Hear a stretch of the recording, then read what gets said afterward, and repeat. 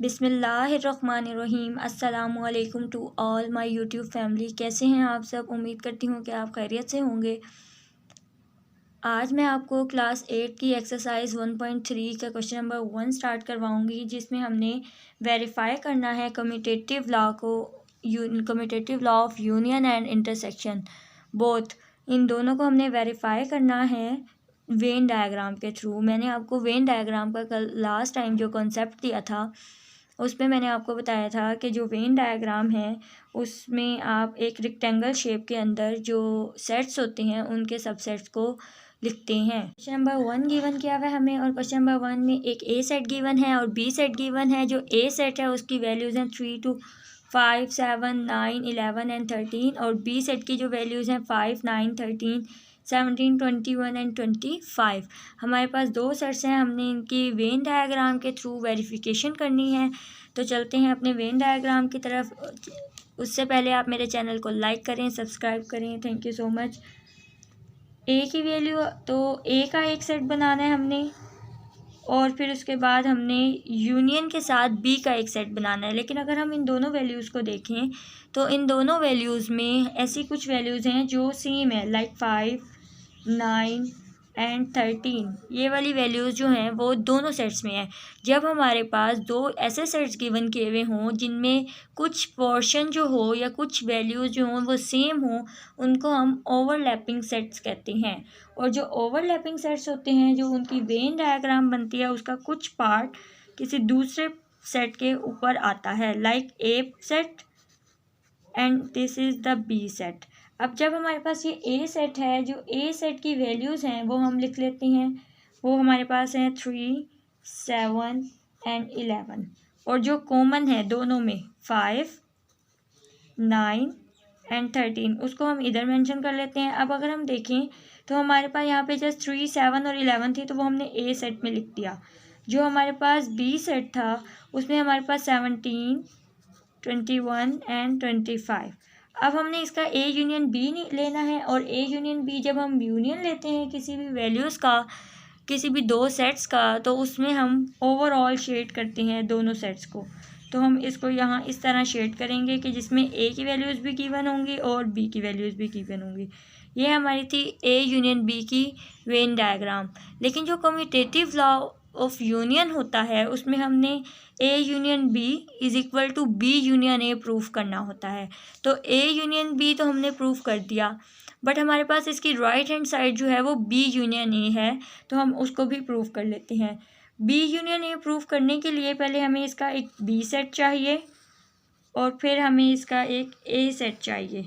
Same as it is, जब आपने B की वैल्यू उसको जो यहाँ पर सेट बनाया था उसको आप यहाँ पर कन्वर्ट कर देंगे, और जो ए की वैल्यू उसका सेट यहाँ बनाया था उसको आप यहाँ पर कन्वर्ट कर देंगे। सिंपल सेम डायग्राम ही आपने ड्रॉ करनी है। 17, 21, 25।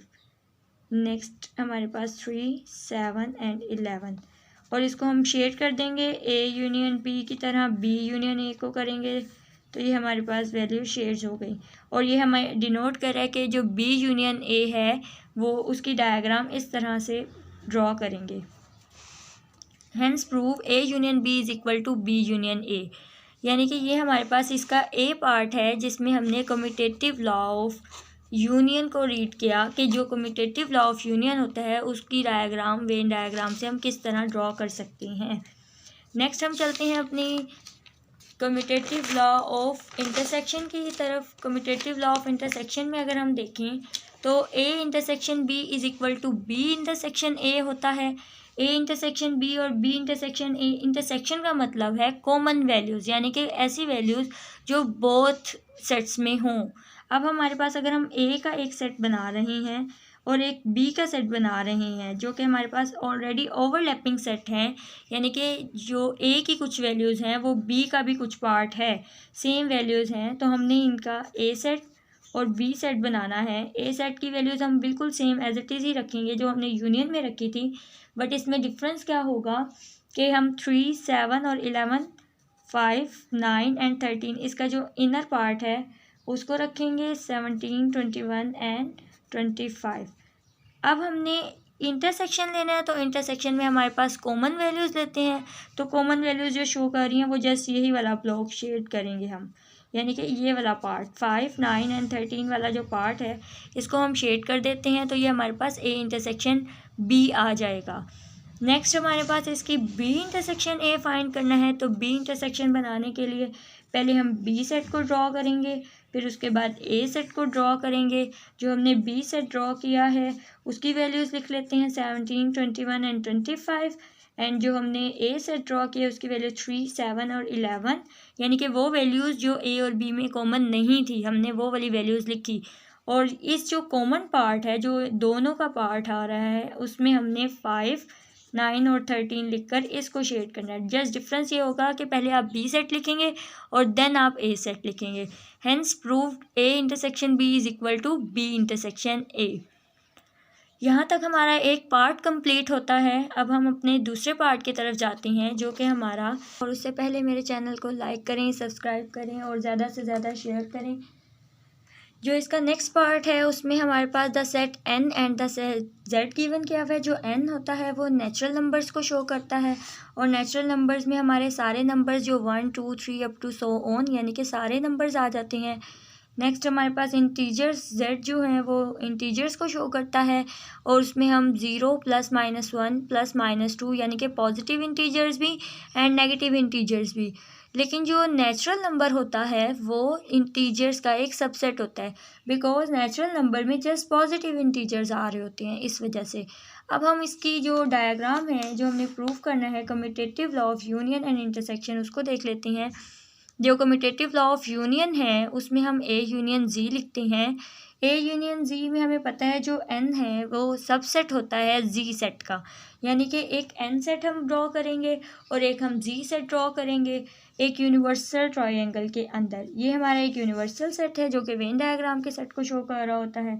अब हम इसमें एक जी सेट ड्रॉ कर लेते हैं और इसके अंदर एक एन सबसेट ड्रॉ कर लेते हैं, यानी कि ये जी सेट और ये एन सेट। अब हमने इसका यूनियन लेना है तो यूनियन के लिए हम सारे ही सेट्स को शेड कर देते हैं, यानी कि ओवरऑल वैल्यू, यानी कि हमें एन और जेड ड्रॉ करने के बाद इस पूरे सेट को हमने शेड किया जिसमें हमारे पास एन सेट भी है और जिसमें हमारे पास जेड सेट भी है, क्योंकि हम यूनियन ले रहे हैं और यूनियन में वो सारी वैल्यूज़ आती हैं जो दोनों सेट्स में हों। तो z और n को शेड करेंगे, लेकिन हम डायग्राम सब सेट की बनाएंगे क्योंकि जो n सेट होता है वो z सेट का सबसेट होता है। सेम एज इट इज़ हमने इसका n यूनियन z जो हमने लिया था, अब हमने z यूनियन n फाइंड करना है। तो z यूनियन n के लिए भी हमारी सेम ही डायग्राम रहेगी। हमने इसमें एक z सेट ही बनाना है सेम, और फिर उसके बाद एक n सेट बनाना है और इसको शेड कर देना है। सेम डायग्राम बनेगी क्योंकि ये सबसेट को शो कर रहा होता है, इस वजह से। Hence prove n union z is equal to z union n। तो करेगा n इंटरसेक्शन z और z इंटरसेक्शन n में वही वैल्यूज़ देनी है जो हमारे पास कॉमन होंगी। तो अगर हम इसका एक z सेट बनाएं और उसके बाद हम इसका एक n सेट बनाए तो इसका मतलब है हमारे पास जो आंसर आएगा वो वही वाली एलिमेंट्स होंगे जो जस्ट n में होंगे, क्योंकि z में पॉजिटिव इंटीजर्स आएंगे और n में भी पॉजिटिव इंटीजर्स आएंगे, यानी कि 1, 2 वाली 1, 2, 3 up to so on value z की, और n में भी 1, 2, 3 up to so on z की वैल्यूज़ होती हैं। तो इस वजह से हमने सिर्फ z वाले को छोड़कर जो n वाला होगा उसको हमने शेड करना है, क्योंकि ये इंटरसेक्शन की डायग्राम है, इस वजह से। ये हमारे पास n इंटरसेक्शन z था। अब हमारे पास z इंटरसेक्शन n है तो z का एक हमने ड्रॉ कर लिया सेट, उसके बाद हमने एक n का ड्रॉ कर लिया और same as it is n को हमने शेड कर दिया, क्योंकि ये इंटरसेक्शन की डायग्राम है। इसकी भी सेम डायग्राम बनेगी जो कि हमें प्रूव कर रही है कि जो n union n intersection z है वो z इंटरसेक्शन n के इक्वल है।